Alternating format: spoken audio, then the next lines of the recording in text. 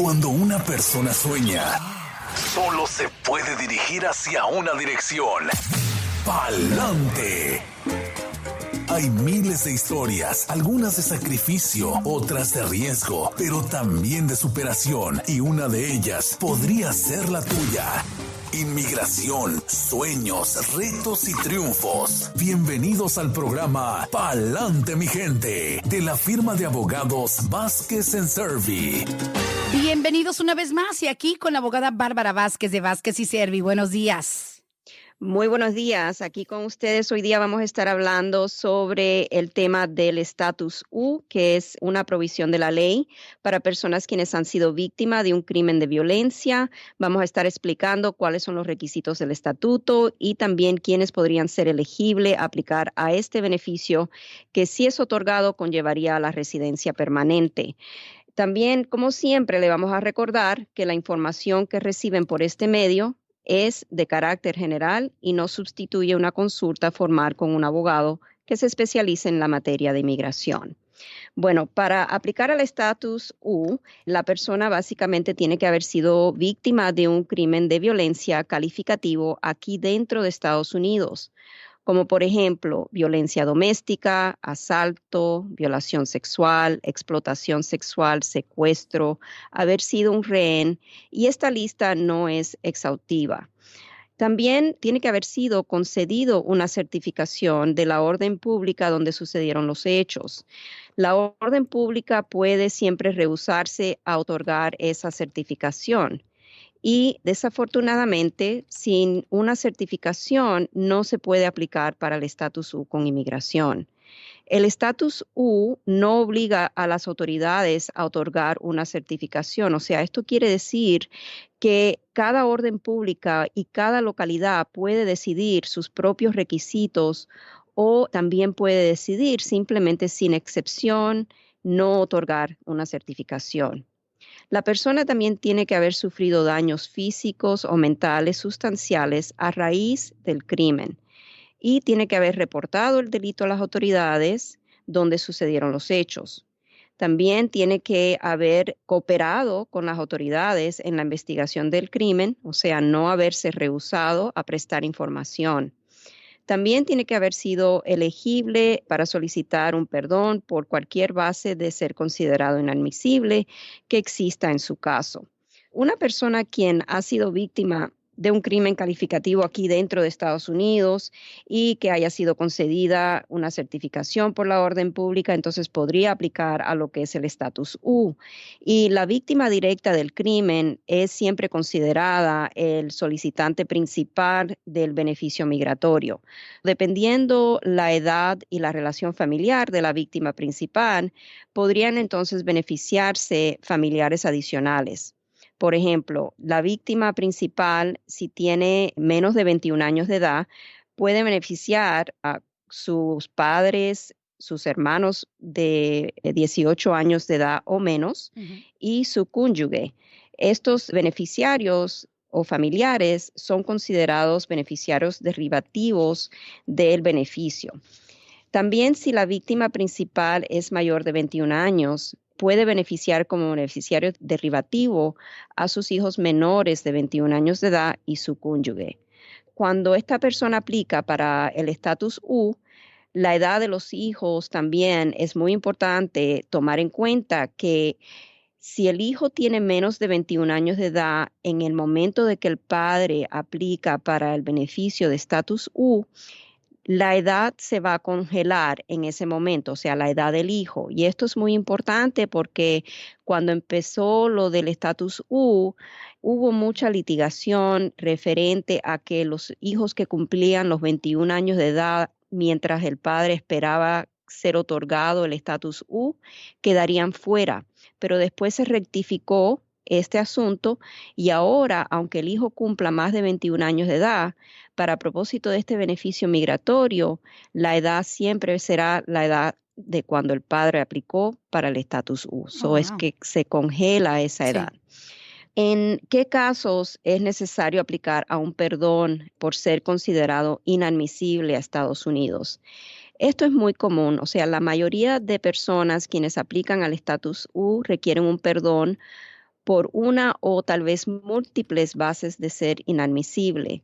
Y el gobierno ampliamente considera perdones solicitados conforme al estatuto y comúnmente lo que vamos a ver es personas quienes van a pedir un perdón por varias bases de ser inadmisible, como por ejemplo el haber entrado irregularmente a Estados Unidos, haber cometido un delito de bajeza moral, haber traído o inducido a alguien a entrar a Estados Unidos de manera irregular, haber declarado falsamente ser ciudadano estadounidense, haber entrado irregularmente múltiples veces a Estados Unidos y ser sujeto al castigo permanente de 10 años, y haber cometido un fraude o alguna representación falsa en algún trámite para un beneficio migratorio.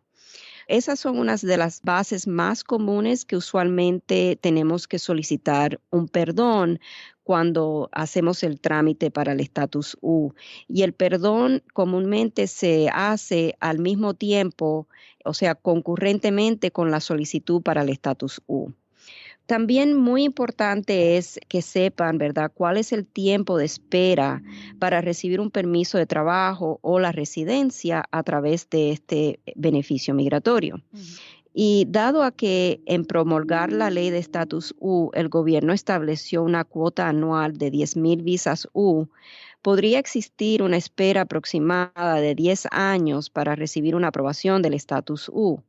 Por lo tanto, cuando la persona aplica a este beneficio, no va a recibir un beneficio inmediato. O sea, el promedio de espera es de 4 a 5 años para ser concedido un beneficio como el permiso de trabajo, lo cual el gobierno se lo va a otorgar en base a acción deferida. Cuando la persona es concedida la acción deferida, no está recibiendo ya lo que es el estatus U. O sea, la acción deferida no equivale al estatus U, pero el permiso de trabajo que la persona recibe por acción deferida es válido por un periodo de 2 años y se puede renovar mientras que la persona espera la aprobación del estatus U. La pregunta que siempre nos hacen es, desde la aprobación del estatus U, ¿cuánto tiempo tengo que esperar para entonces poder aplicar a la residencia permanente? Y usualmente la persona bajo el estatus U tiene que tener establecido 3 años de presencia física y continua en Estados Unidos para entonces ser elegible a la residencia permanente. Y el tiempo que estuvo bajo acción deferida, o sea, mientras estaba en espera para que le aprobaran el estatus U, ese tiempo no cuenta hacia los 3 años de presencia física y continua que requiere el estatuto para que la persona entonces pueda aplicar al ajuste de estatus y recibir su residencia permanente.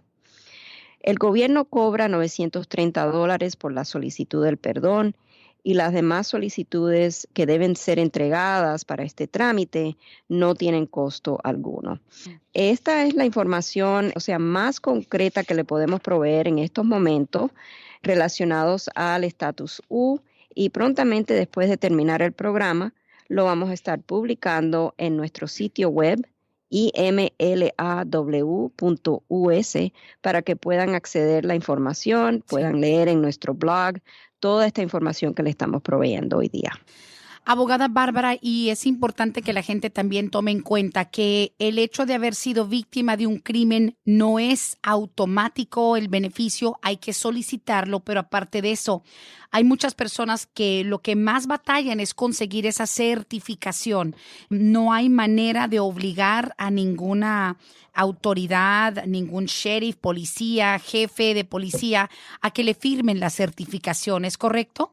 Es correcto, sí, cada orden pública tiene sus propios requisitos, algunos simplemente deciden no vamos a otorgar certificación. Exacto. Y no hay nada que se pueda hacer en esos casos, desafortunadamente, porque ese es el requisito esencial para poder nosotros entrar a pedir el estatus U con inmigración. Y, por ejemplo, las personas que luego dicen, yo necesito que me firmen una certificación, pero alguien más lo puede hacer. ¿Tiene que ser dentro del municipio o como dice usted, tiene que ser el mismo departamento de policía que respondió originalmente al reporte? Por ahí usualmente es donde empezamos. Si por alguna razón la persona quien cometió el delito es enjuiciado y la fiscalía del condado o el estado, por ejemplo, ya ha tomado manos en el asunto, entonces podríamos tener una segunda oportunidad de pedirle a los fiscales de la Ujú. corte que por favor consideren otorgar la certificación en ese caso. Si Sí. vamos a decir la orden pública, la policía se rehúsa, pero la persona quien es víctima está cooperando con la fiscalía en enjuiciar a la persona Sí. que cometió el delito, entonces podríamos tener una segunda oportunidad de solicitar la certificación por esa parte. Muy bien. Y más que nada la pregunta también porque hay gente que dice, ok, a mí me ayudó la policía del municipio, por ejemplo, llegó la policía de Duluth a mi casa con un incidente en el que yo fui víctima o yo trabajo en Duluth Police tal vez no me quiere firmar, ¿será que me puedo brincar como a Gwinnett Police, o sea, la policía ya del condado? ¿Eso es algo estándar? No, no se puede hacer. Tiene Listo. que ser la orden pública donde sucedieron los hechos. Ok, bueno, así de sencillo. Ahora, abogada, yo sé que hablar de la visa U es abrir una enorme caja de Pandora, pero es uno de los beneficios a los que más se ha querido acoger la gente por lo amplio que es, pero sobre todo, abogada, el concepto de que, y se lo voy a decir en el mismo lenguaje que lo manejan nuestros radioescuchas y la gente allá afuera, el hecho de que muchos consideran que la visa U te perdona muchos crímenes, te perdona felonías, te perdona múltiples entradas. ¿Qué tan cierto es de que solicitar la visa U te perdona casi cualquier cosa de tu historial?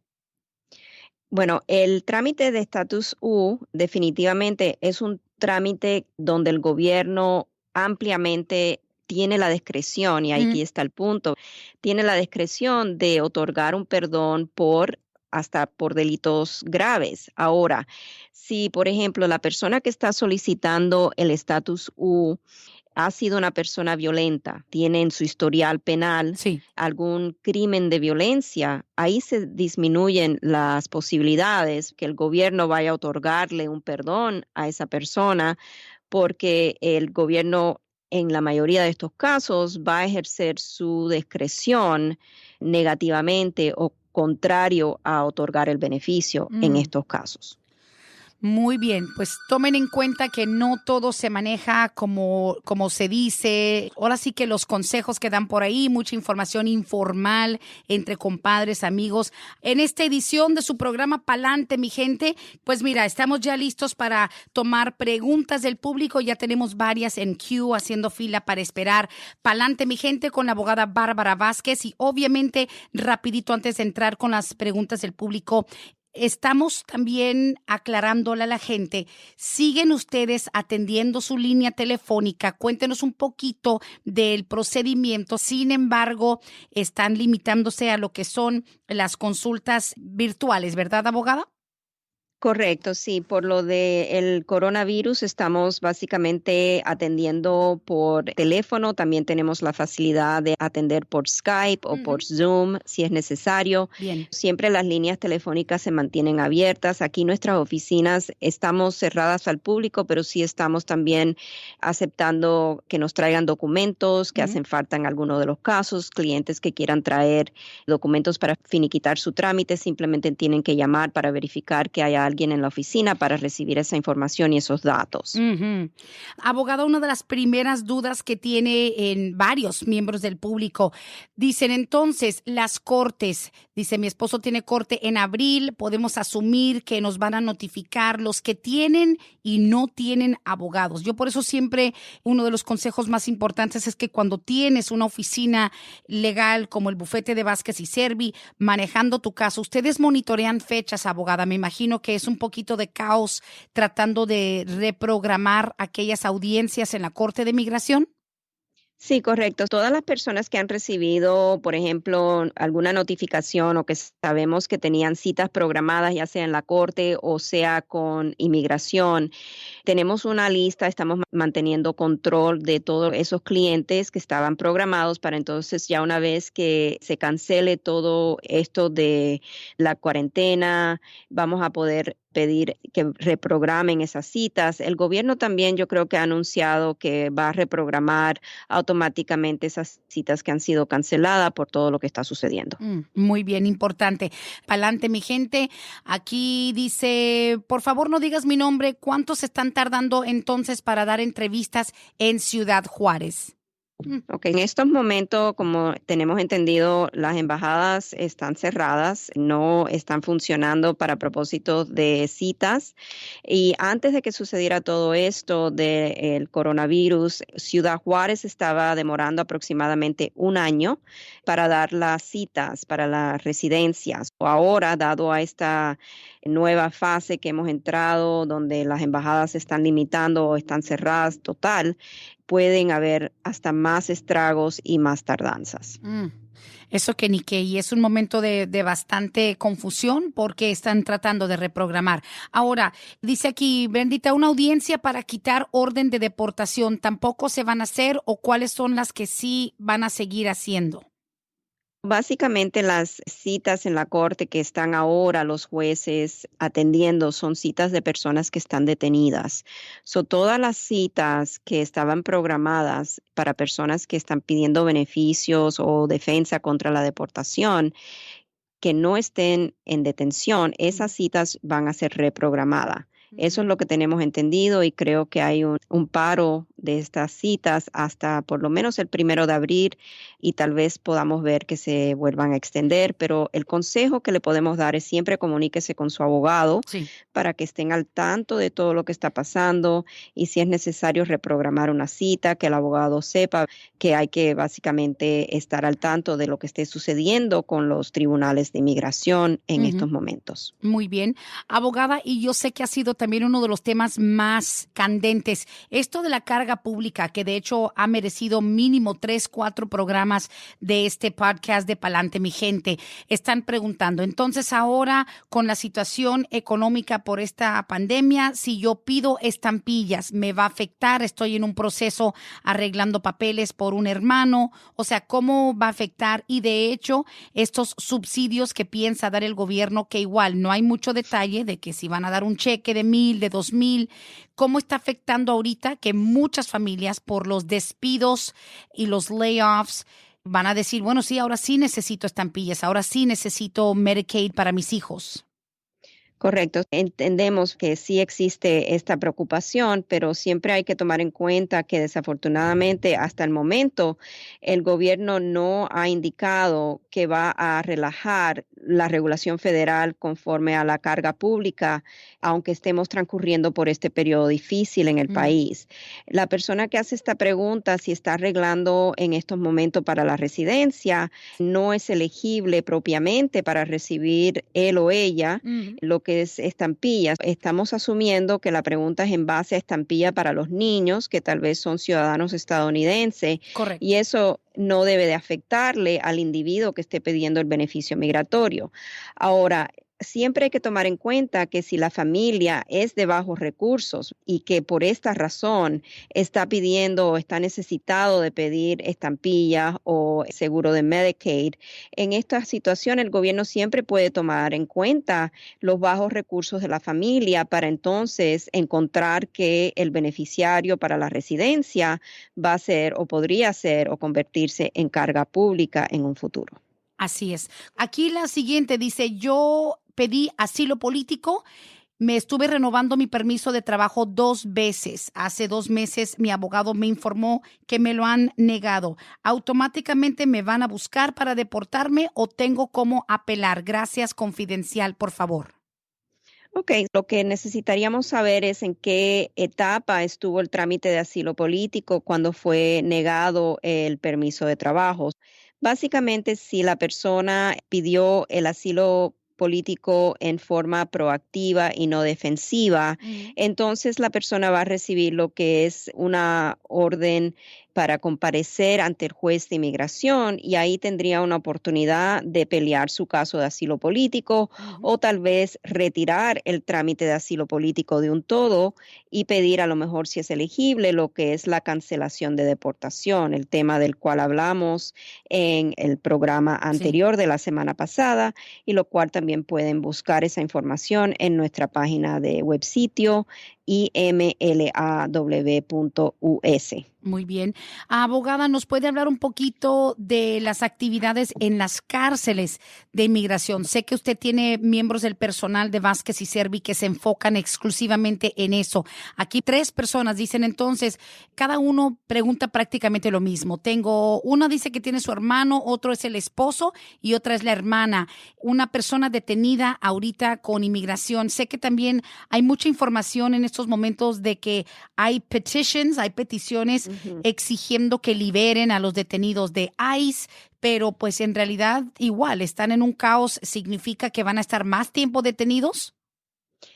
Eso no se sabe. Estamos en un periodo de total incertidumbre. Sí hay peticiones donde se le está exigiendo al gobierno que otorgue tal vez un parol para que estas personas que están detenidas, que a lo mejor no sean de alto riesgo para la comunidad, que puedan salir, tal vez bajo también una fianza.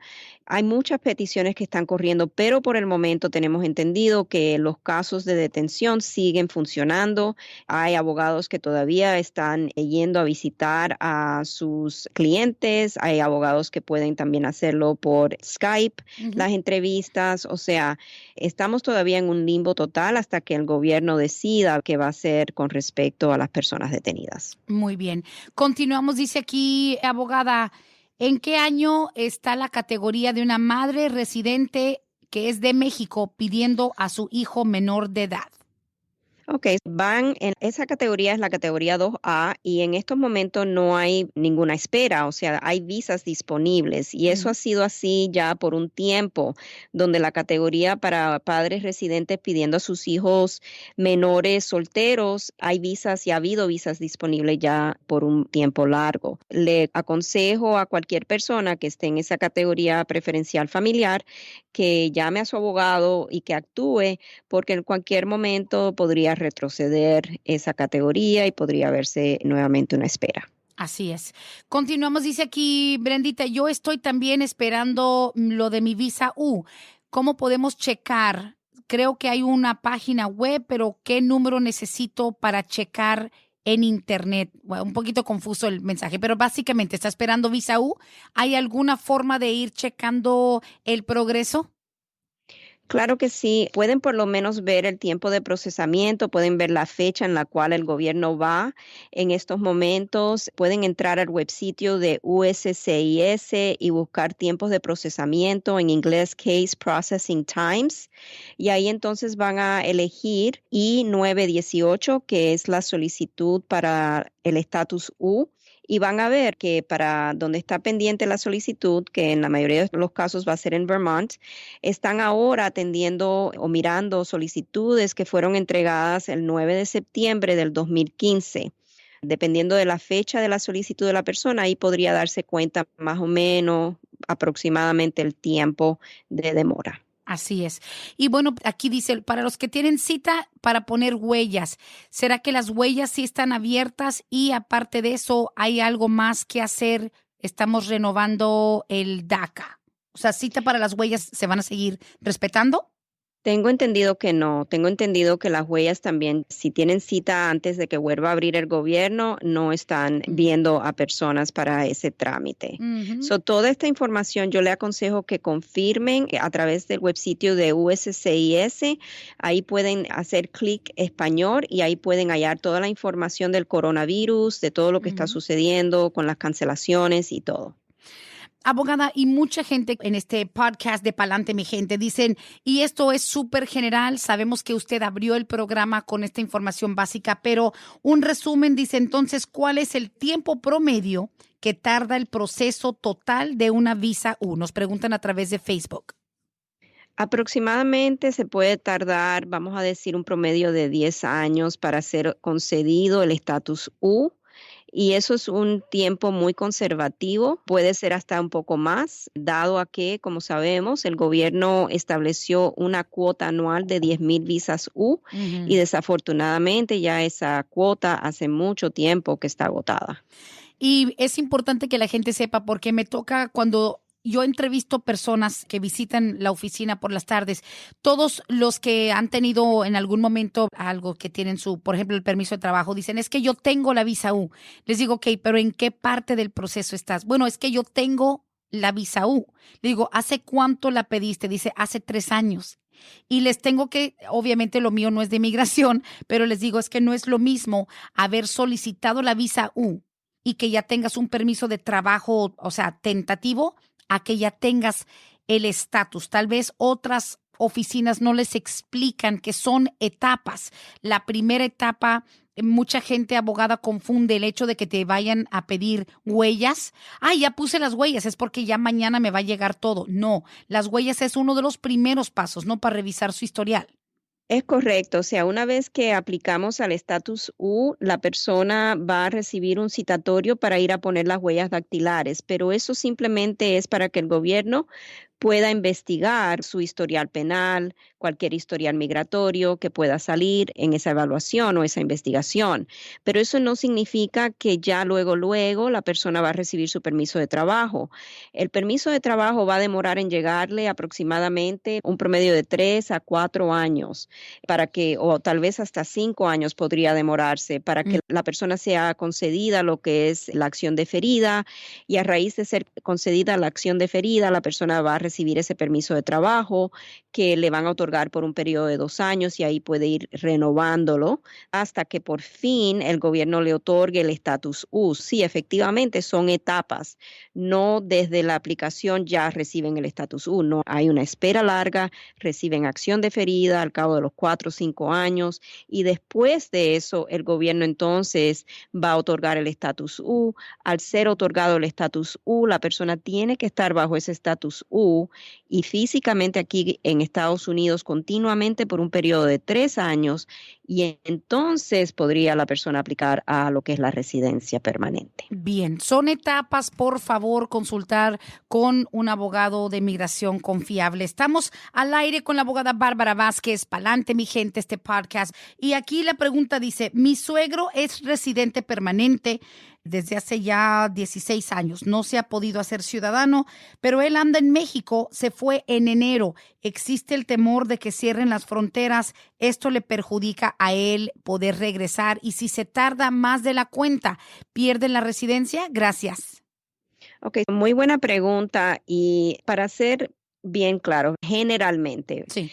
si la persona quien es residente viaja fuera de Estados Unidos y está fuera por un periodo de 6 meses o más, la persona podría estar en riesgo de que cuando reingrese o trate de reingresar a Estados Unidos como residente, le puedan hacer preguntas donde la persona va a tener que comprobar que no tuvo la intención de abandonar su residencia permanente. Siempre por eso aconsejamos que una persona no viaje por más de 6 meses al extranjero siendo residente permanente. Ahora, en este caso, digamos, si la frontera con México se cierra, no sé si ya la habrán cerrado o no, tendría que ver esa información, pero si llegasen a cerrarla, entonces obviamente tendríamos una excusa válida, que la persona residente no pudo reingresar a Estados Unidos antes de cumplir 6 meses fuera, de que no fue su intención de permanecer fuera por 6 meses o más, dependiendo de qué tanto largo esté todo evolucionando. Tendríamos argumentos muy válidos de poder comprobar que no hubo en ningún momento la intención de abandonar su residencia permanente. Correcto. Abogada, y eso también nos trae la siguiente pregunta. Dice, cuando uno está en detención de migración, ¿es verdad que estás potencialmente firmando un documento donde dices que no quieres estar frente a un juez? Creo que mi esposo firmó un documento y le dicen que por eso no tendrá cita y ya lleva 4 meses en Stewart.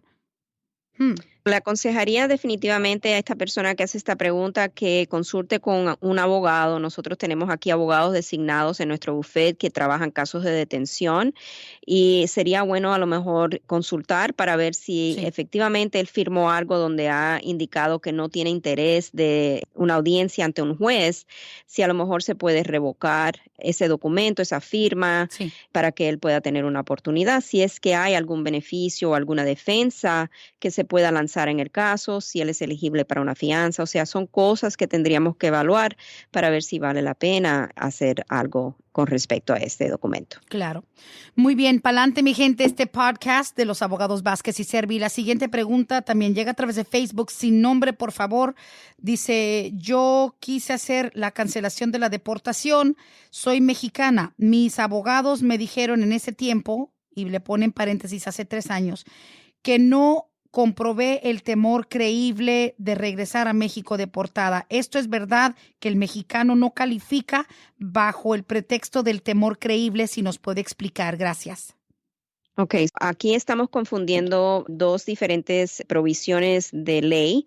Cuando hablamos de temor creíble, no estamos hablando de cancelación de deportación. El temor creíble aplica en trámite de asilo político, donde la persona cuando pide el asilo político debe establecer que va a ser perseguido en su país natal si es regresado y que esa persecución sería en base a una de las 5 bases de protección otorgadas bajo el trato con las Naciones Unidas. Estamos hablando de raza, nacionalidad, religión, opinión política o alguna membresía en algún grupo político o social. Ese es el temor creíble. Para propósito de la cancelación de deportación, la persona tiene que establecer no el hecho de que tiene temor de regresar a su país porque va a ser perseguida, pero sino que va a ocasionarle un perjuicio extremo, es sumamente inusual a un familiar quien es a lo mejor un hijo o un padre o un cónyuge residente o ciudadano. Si esa persona es deportada, que ese familiar va a sufrir ese perjuicio extremo es sumamente inusual. Ahí es donde tendríamos que ver, o sea, cuál fue el consejo y el trámite en realidad que se llevó a cabo. Ya se podrá imaginar, yo conozco de dónde viene la pregunta porque sé a cuáles abogados habían acudido. No me sorprende en lo absoluto. Cuando un trámite falla y tienes una firma de abogados desesperados y quieren que de alguna manera u otra les siga entrando ese dinero. Digo, tengo el temor de que mucha gente empieza haciendo una cosa, le niegan esa, y entonces, bueno, pues si no pudo la pluma roja, vamos a pedir la pluma azul, y que si no es cancelación de la deportación, vamos a pedirte asilo político, que ha sido siempre una situación de mucha discordia y mucha angustia, intentar hacerlo de un asilo político y más para el mexicano. O sea, sabemos que han habido muchas víctimas de un mal manejo y de una forma insistente de seguir cobrándole a las personas por un trámite que no va a tener éxito. Exacto, y hay que tener mucho cuidado y hemos hecho un programa exactamente relacionado a lo que es el trámite del asilo político para después tal vez entrar a la corte o al tribunal y pedir la cancelación de deportación. Y esto nosotros, por lo menos aquí en Vázquez and Servi, siempre lo hemos considerado un esquema. Un esquema, ¿por qué? Porque si la persona no es elegible al asilo, por ejemplo, porque tal vez el asilo no tiene mérito o porque tal vez están pidiendo el asilo político ya después de más de un año de haber estado aquí en Estados Unidos, sabemos que va a tener muy pocas probabilidades la persona en poder comprobar que al ser regresado va a sufrir esa persecución. En estos casos es importante hacer notar también que ya hay un caso de la Junta de Apelaciones de Inmigración que le da la autoridad a los jueces de inmigración básicamente denegar que cuando la persona pide retirar el caso de asilo político para transferirse a la cancelación de deportación. O sea, hay que tomar en cuenta que ya las autoridades de inmigración se han dado cuenta que hay abuso en el sistema de asilo político para pedir entonces cancelación de deportación. Hay que tener mucho cuidado con eso. Definitivamente. Y eso lo vamos a reservar para otra edición del podcast Pa'lante, mi gente. El número de Vázquez y Servi. Ahora, ustedes pueden seguir atendiendo a través de sus diferentes medios, plataformas virtuales, digitales, WhatsApp, FaceTime, teléfono, desde cualquier parte de los Estados Unidos y del mundo, ¿no, abogada? Así es, sí, nosotros tenemos la habilidad de comunicarnos con cualquier cliente en cualquier lugar. Obviamente la tecnología nos ha facilitado eso y ya somos expertos, ¿verdad? En eso. Sí, eso sí.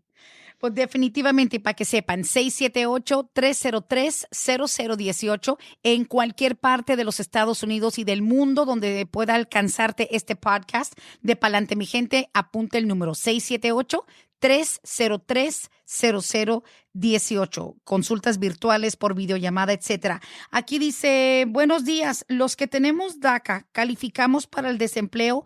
Llevo 3 años en una empresa y nos van a descansar por la situación del país. Muy buena pregunta. Tendría que averiguarle, sinceramente, no quiero darle un sí o un no, porque tendría que averiguar, como no trabajamos esa materia de unemployment, de desempleo, es algo que no me gustaría dar una respuesta sí o no sin saber cuáles son los requisitos. Y creo, si no me equivoco, que tal vez a lo mejor depende del estado donde la persona esté trabajando. Ok, muy buena respuesta y muy responsable sobre todo. Dice, mi sobrino tiene DACA. Él entró a los 5 años y quiere casarse con su novia, que es ciudadana americana. Él obtuvo DACA antes de cumplir los 18 y él ahora tiene 21. Sigue con DACA. Él tiene que pedir perdón por estar ilegal. ¿Qué proceso tiene que hacer si se casa para la residencia? ¿Tendrá que salir del país? Gracias. Ok, muy buena pregunta. Basado en lo que es la información que tenemos del DACA, si la persona solicita el DACA antes de cumplir los 18 años de edad y el gobierno, vamos a decir, por demoras de adjudicación de esa solicitud, no la aprueba hasta que después que la persona haya cumplido los 18 años de edad, tal vez los 19 años de edad, la persona no acumula presencia indocumentada en el país. En este caso, dado a que este joven recibió su DACA antes de cumplir los 18 años de edad, él no ha acumulado presencia indocumentada y por esta razón no va a necesitar un perdón de presencia indocumentada cuando se vaya a llevar a cabo el trámite para la residencia. Ahora, la otra pregunta que hace esta persona es si tiene que salir del país para poder procesar la residencia. Y la respuesta es depende. Si el joven nunca salió de Estados Unidos con lo que se llama un advance parole o un permiso de viaje, estando bajo el DACA cuando se podía pedir ese beneficio, entonces sí va a necesitar salir del país para hacer su proceso consular, pero sería un trámite bastante ligero por la razón de que no va a necesitar un perdón. Qué bien, qué buena noticia. La mayoría de los que no han podido hacer esa salida o no pudieron hacer la salida legal con el advance parole tienen ese requisito, ¿no? De salir del país. Exacto, y siempre tenemos que verificar también en estos casos cómo fue la entrada a Estados Unidos. Por ejemplo, si en este caso el joven entró a lo mejor con una visa de turista, entonces ahí evitamos la salida del país, no obstante a que se haya quedado ya de manera indocumentada, porque al casarse con una persona ciudadana estadounidense hay una excepción bajo la ley. Tiene razón. Muy bien, estamos con el podcast Pa'lante, mi gente, la firma de abogados de migración Vázquez y Servi, 678-303-0018.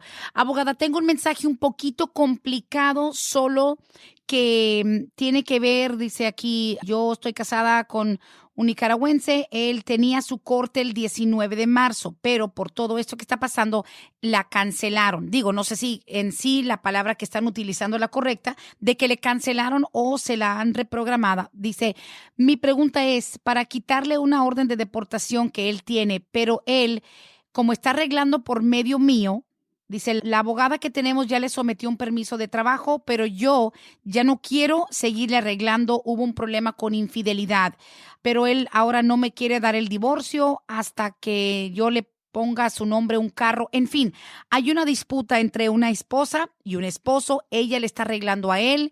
Él no se quiere divorciar. Obviamente, él de alguna manera falló en su compromiso con su esposa, pero es posible que este tipo de cosas sigan aunque la que pide al esposo lo quiera parar?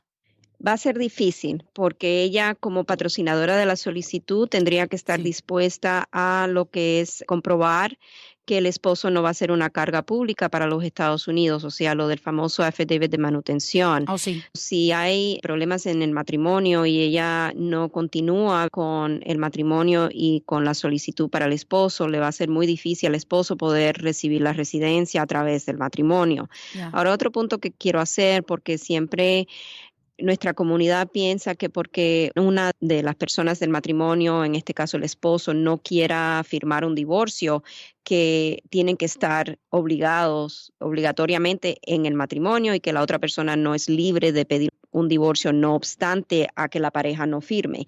En este país la pareja no tiene que firmar para que la persona se pueda divorciar. O sea, en este país, si esta señora desea divorciarse, puede hacerlo, no obstante a que el esposo no le quiera firmar el divorcio. Ya sería un divorcio contencioso, pero sí se puede lograr el divorcio. Claro, tiene sentido. Nadie está obligado a arreglarle papeles a nadie, básicamente. Hemos tenido la pregunta incluso donde dicen, oye, mi papá es ciudadano, pero tiene años que no sé nada de él, yo soy indocumentada, yo quiero que él me arregle. O sea, hay detalles, especialmente cuando se trata de un padre que es ciudadano, va a depender si nació aquí y qué edad tenía el niño, pero hay mucha separación de padres e hijos que dicen, oye, pues con el tiempo y viceversa, abogada Bárbara. Y eso también yo creo que sería algo que contemplar para un programa en el futuro. Yo soy indocumentado, tengo un hijo por ahí, tengo hijos regados por ahí que son nacidos aquí y quiero ahora que me arreglen. Nadie está obligado a arreglarle papeles a nadie. Correcto, no es obligación, o sea, el familiar tiene que estar dispuesto a Sí. hacer el trámite, tiene que estar dispuesto a obligarse con el gobierno para lo del affidavit de manutención, o sea, son cosas que uno no puede obligar aunque tengan una relación familiar.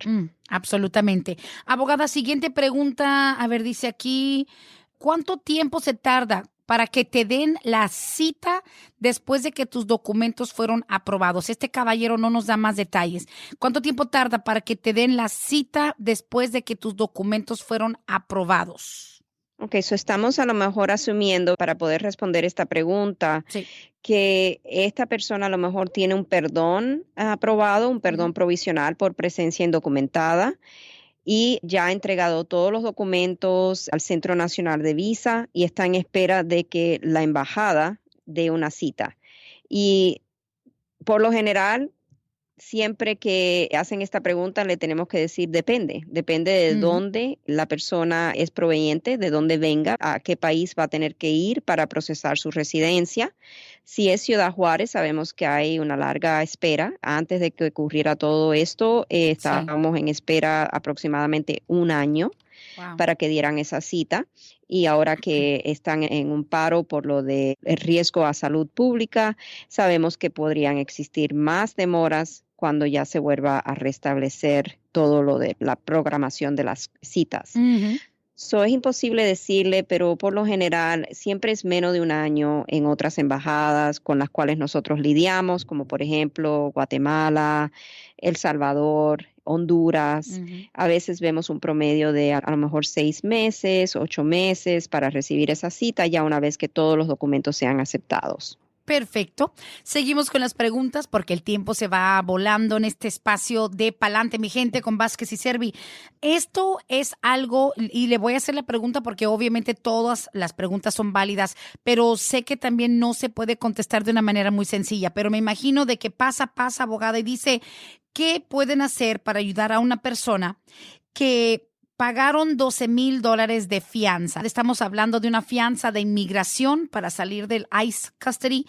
Pagaron $12,000 de fianza, dice, pero obviamente el dinero lo tenía una persona, pero le tuvieron que pedir de favor a alguien que firmara esa fianza, alguien con estatus legal. Dice, ahora esa persona no quiere firmar para que le devuelvan el dinero a quien es realmente el dueño. Ustedes creo que no pueden ayudar mucho en esas disputas de que entre yo puse la lana, aunque tú pusiste la firma, ¿verdad? No, eso no nos involucramos en eso y desafortunadamente la persona que dio la firma para la fianza es a quien el gobierno le devolvería la fianza. Oh, ¿Por boy. qué? Porque esa es la persona que se ha obligado, se ha puesto como en obligación para que Sí, si la persona detenida no cumple, no comparece a las audiencias con el juez o si le dan, por ejemplo, una salida voluntaria y sí. no cumple, entonces la fianza es perdida, pero si la persona cumple, entonces la fianza puede ser regresada, pero regresada a la persona quien firmó el documento. Wow. Abogada, y rapidito un resumen de eso. Esos 12,000, a veces son 15, a veces son 10, 7, whatever.